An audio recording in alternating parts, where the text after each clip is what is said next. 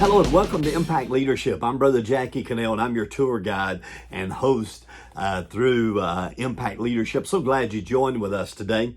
I wrote down a word that Dale Carnegie said many years ago, and this is what he said: you can make more friends in 2 months by becoming interested in other people than you can in 2 years by trying to get other people interested in you. It takes effort to make people feel good about themselves. And if you want to connect with other people, you got to learn to focus on them, not on yourself. And today, I want to just take us down the path a little bit, giving you 10 ways that I believe that you can make people like you. You know, as a leader, you need to have people that like you. And I think these 10 things would help you. So you may want to get something out to write on or write with and just kind of take a note or two in relation to this. Because, hey, you know what?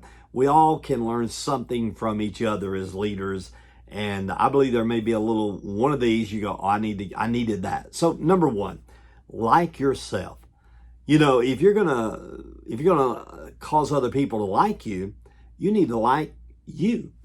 You need to like yourself. I find that there are a lot of leaders that are negative.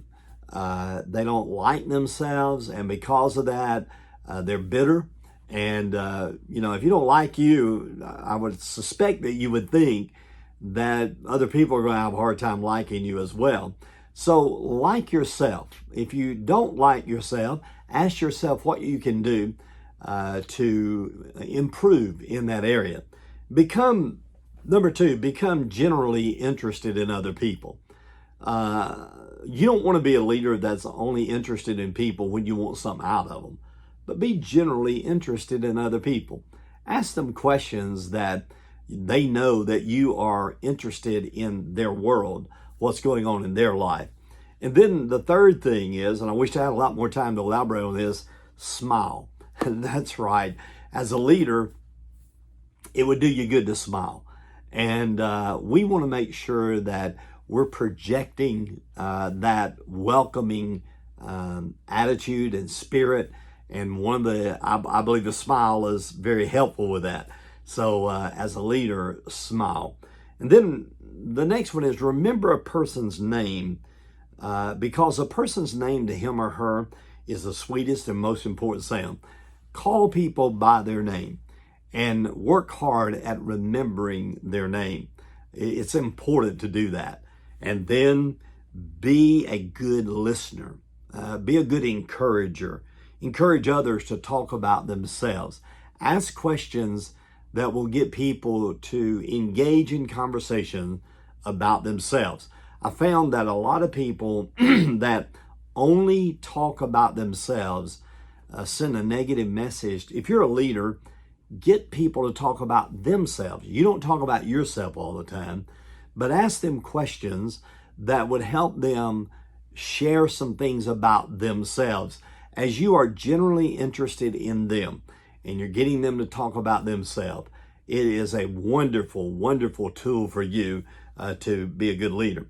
And make the other person feel important and do it sincerely. You know, when you are around, we've all been there, around leaders that made us feel good about ourselves and they were sincere. I want you to learn to do that. When was the last time that you made somebody else feel so good about themselves and you did it sincerely? I encourage you to do that. Develop what I call the WOD principle, W-O-D, winning over others. Develop that. How do you win people over to you and your leadership?